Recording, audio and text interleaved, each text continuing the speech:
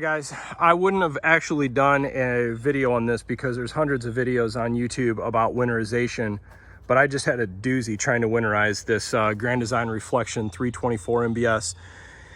This would be 7th, 8th year camping. I've winterized every year and I could not get this thing to work correctly. Read the manual front to back. I watched a dozen other YouTube videos on the different positions, dry camping versus power tank fill, winterize, and I could not get the pump back there to siphon.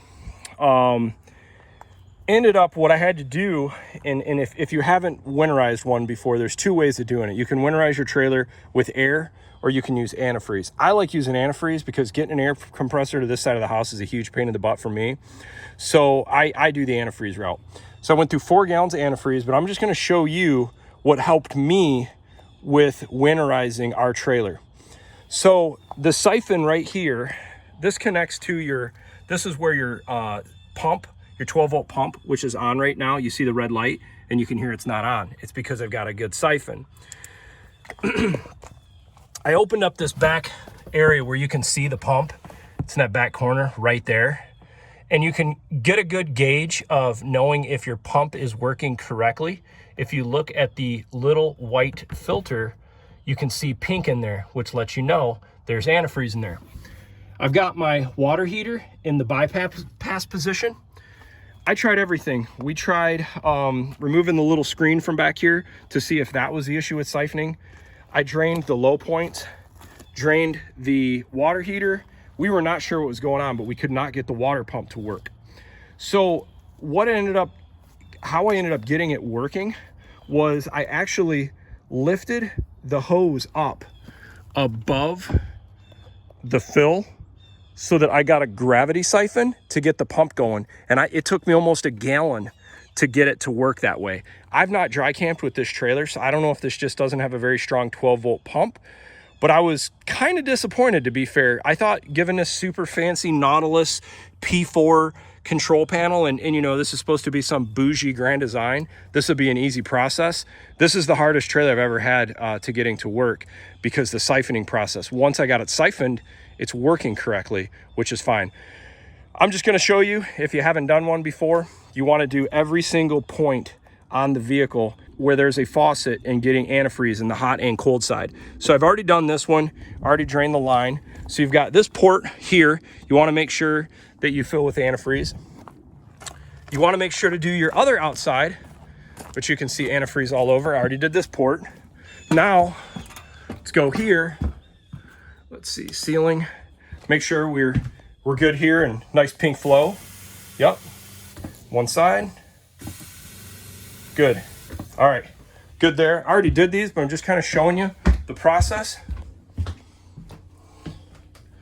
Now let's see, turn the hot on this side on the shower. Got pink there, cold side. So this one's working, good, hot. It's a low flow though, I don't like that. There we go, I can hear the pump kicking up in pressure. Okay, good flow. Let's try this again. There we go. Nice pink flow on the side there. All right, we know we're good there. Run this for a while. Okay, so you can hear the pump shut off. So now I know I've got pressure. The system's holding pressure. I've got every single faucet down.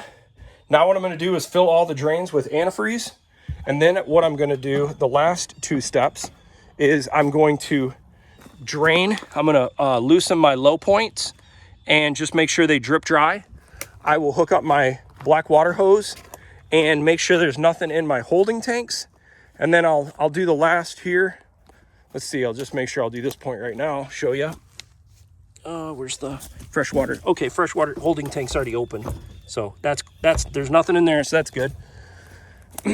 Now let me just show you what happens if the bypass is on. I've got the Furrion, I've got the water heater, both drains open, okay? So if I turn the bypass on right here for the water heater, now what I'm guessing, it's gonna shoot out. Yep, there we go. So I'm going to flush that out. I'm gonna keep those open because I don't want that stuff in there. This is the way I go about winterizing. There's many different ways to do it. Consult your manual. Unfortunately, in my case, the manual, the description, look at all the different handles and the options. Shows 4 different controls.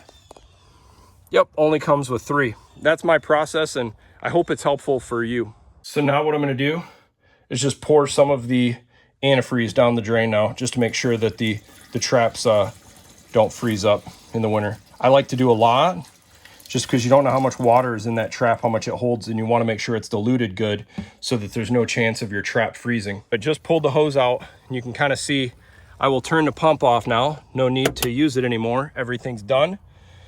But typically when I do my winterization process, I found 2.5 gallons is all you need. But I was really struggling with getting a siphon on this trailer going, so it required a little bit more. But you know, 3-4 gallons. In this case, I did 4 gallons, and I've just got some left over, so I'll just make sure. Rather be extra than not enough. Can't hurt to have too much in this sort of stuff. I already know the toilet's got a lot. All right, we can clean up the rest later. All right, let me see. Okay, and then what I'll do too now is make sure I'll open up all these. See, all the air's out. Do this one. Nothing dripping. All right. The same with this one. Run it again. Hot and cold.